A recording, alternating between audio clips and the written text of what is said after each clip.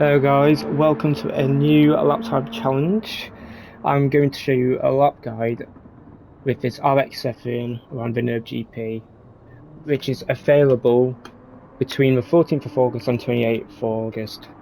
Now, the power curve for this car suggests that we need to short shift this car. I personally shift this car about 40% of the rev range. So I shift from 3rd to 4th around 98 mile an hour, and from 4th to 5th around 124 mile an hour. Now I'm going to show you my fastest lap and then the detailed lap after. Enjoy!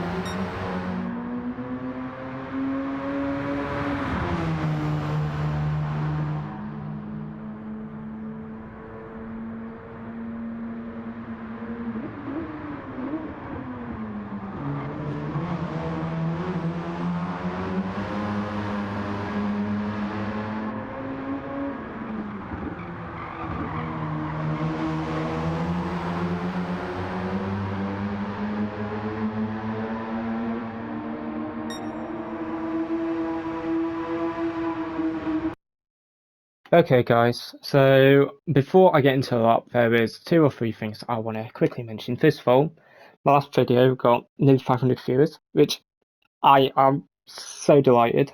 So thank you all for support. Some of that help I have to give thanks to Sam Snake for a little shout out in his controller guide video. So I appreciate you. There was one more thing I wanted to mention. Oh yeah, in the comments, someone asked me to show my lap guide in kilometers an hour, since I imagine most people use kilometers an hour out there, because only really like the UK, US, and I think Australia and New Zealand use miles an hour. Everyone else uses kilometers, I believe. So I will show the lap in kilometers an hour, but I will talk through the shift points in mile an hour and the apex speed I'm roughly looking at. Alright, so to begin the lap, first of all, I'm going to use all the outside track to open up the exit, and I'm exiting here in 3rd. I am looking for roughly low 50, so 52, 53 mile an hour before I get on the throttle, and straighten up the exit, so I get the best possible exit to start the lap.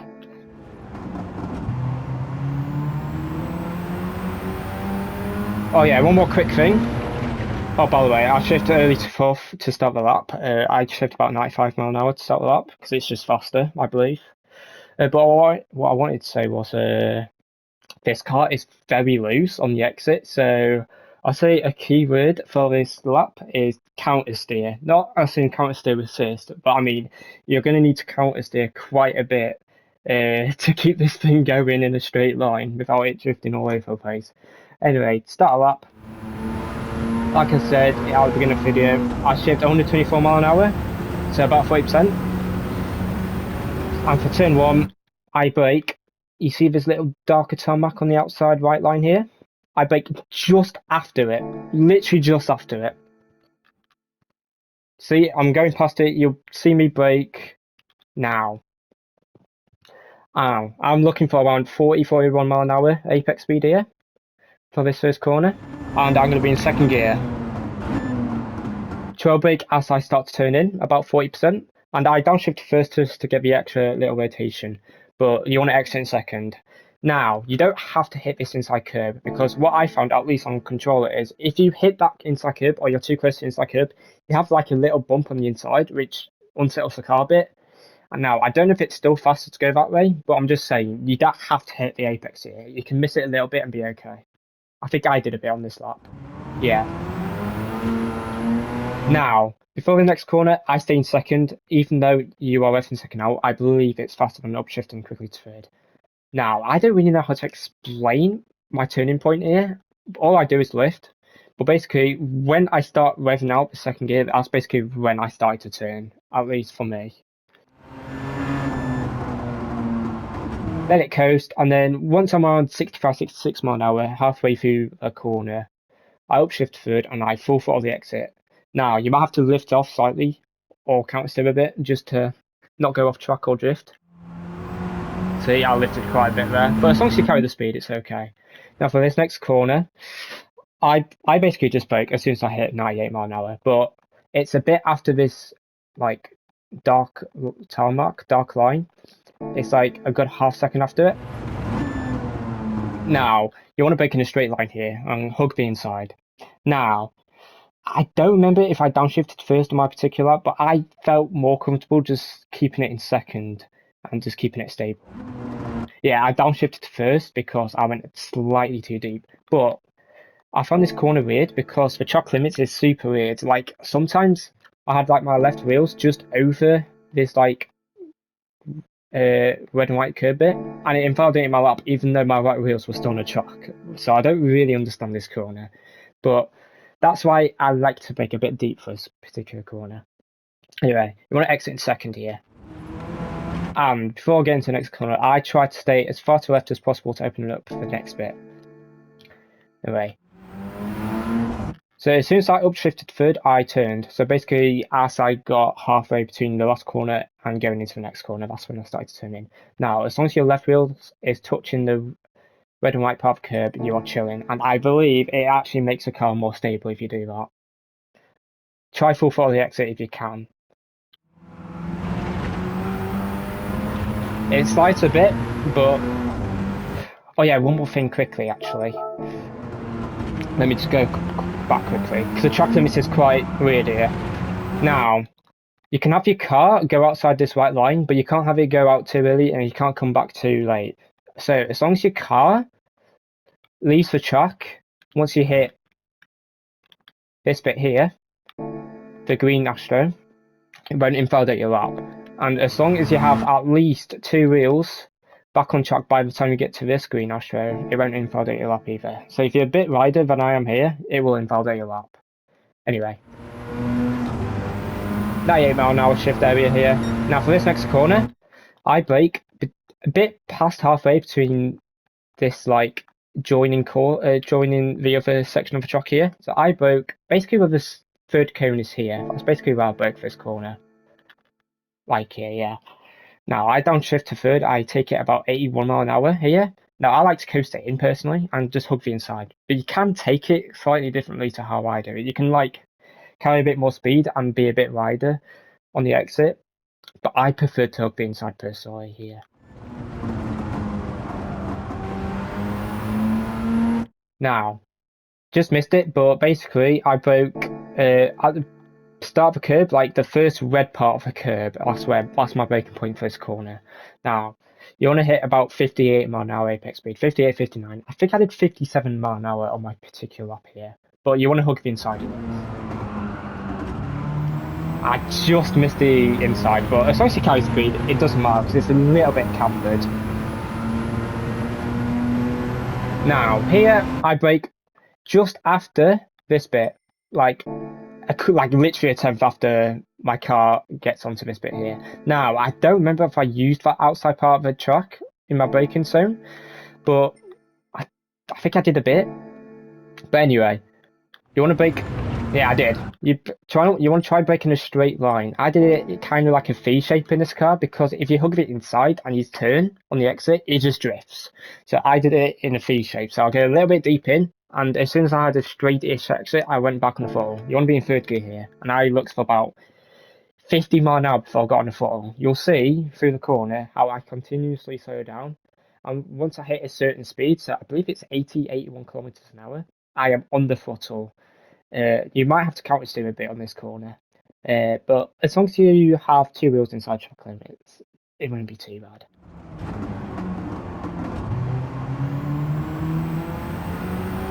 Yeah, I could be in the throttle slightly earlier, but that's why I lost a tenth on this particular lap. Anyway, this next part, at least on controller, what I found is if I had like half my car on this curb and I went off it as I turned, it bounced, so I couldn't turn into the corner and I lost time. So I just go on the curb, not much. I'd missed my car off the curb just for weight distribution wise, and I could carry the speed I wanted then. I stayed third gear. I don't know if it's fast to stay third or to upshift fourth before the corner, but all my laps I just stayed in third because I felt more comfortable doing that. Anyway, my turn-in point is basically where this dark line is on the track. And I'll shift to fourth and exit. Little lift, very little lift. Use all could be calm. This corner, I'd half my car off the track and I just went past it, but you see me just braking now. As I went past like the grey bit before the tarmac shows on the outside, that's where I broke. Now you want about 72 mile an hour apex speed here. I did 70 because I think I went a little bit deep on this particular lap. Yeah, a little bit deep. You want to have two wheels like on the green part of the curb if you can, and try full for the exit, but you might have to go like 80% full just to keep the car stable. This bit I found hard. Basically, as soon as you get to the outside here is when I lifted / trail braked. It depended how I did with the previous corners. And when I started turning in, I slightly trail braked, I believe. I think I was like 92 mile an hour before I lifted. And it was a slight trail brake until about 75 mile an hour. And I will say, try get as far the inside of that curb as possible because I just found so much grip doing that. As soon as I was slightly off the line, I understeered so much and I invalidated quite a few more lap times here. So try at least get on the curb with your right wheels here and just to drag your car towards the exit if you get what I mean. You could kind of must be doing that. Exiting fourth, about 75, 76 mile an hour, full throttle of the exit. Again, shifted about 124 mile an hour. Now this is by far the hardest section of this track, as you probably would have guessed. At least on controller. I think even on wheel, this is really hard as well. It might even be harder on wheel. Anyway, now here I broke between 150 and 100. I broke a bit past halfway. I broke about 120 meters. About here. Yeah, about 120, 115. I'll say about 120 to be on the safe side. Now I'm going to downshift to second just to slow the car down. At least on the fastest lap, you want to cut this curb as much as possible. Now, ideally, if you just want to get the goal time or you want to be safe, just have the whole of your car inside the track limits. As in, like, have your left wheels just touch that higher part of the curb, because your car will settle more there than on my particular lap. Because sometimes, what I'm going to show you now is I had the right part of my car on the high part of the curb because I want to open up the exit as much as possible. But it is very risky and very hard to do. Your car would most of the time bounce uncontrollably, that you either turn too early, hit the bollard, or you turn too late and you just go wide. See, I upshift third, and as you can see, you'll actually see the car momentarily be midair, so I can't turn or anything. Now, I was looking for about 52, 53 mile an hour from memory. And I'm going to try full throttle exit. I don't think I did on my particular lap because I just wanted to. I knew I was on a decent lap, so I just wanted to secure a good lap. See, I lifted a tiny bit because as you saw with suspension, my car bounced, so I wasn't 100% sure what the car was going to do. Now, before I go any further, make sure you don't touch this bars because it will invalidate your lap time, as I'm sure you are aware. I believe I'm a bit wide here. Yeah, I had to lift because otherwise I would have gone too far off the track and I could have potentially spun on the grass. Anyway, for this last corner, quite hard to describe. Now, you see this cone here? I braked before it, quite a bit before it actually. I broke as soon as I saw like 101 mile an hour. That's when I decided to brake. Now, it depended how you did the exit, of course, of the chicane. Now, you can downshift second, but I felt more comfortable just staying third. You want to hug the inside as much as possible, and since it's quite a wide exit, you could go on the throttle very early here. I did it about 60 mile an hour on this particular lap from memory. Use all the exit, and to finish the lap, I believe it's faster to just stay third. And that's a 2-minute 1665. Really happy with this lap, honestly. I did it in about 120 miles, so about an hour 10 minutes, hour 20 minutes. I did a 2:01.6. A really good lap for me. I think the max for me, honestly, is a 2:01.4, high 4. But I think someone could get a 0.3 even. So I guess the gold would be about. I honestly don't know the delta. I think it's high 2:04. Anyway, I hope this helps you get the gold time or at least significantly improve your lap time. And to the person that left the comment about showing the kilometers an hour, I hope it helps just to see the shift points in kilometers and the rough speed I took each corner. You would have been able to see it throughout the lap while I was talking about mile an hour, etc.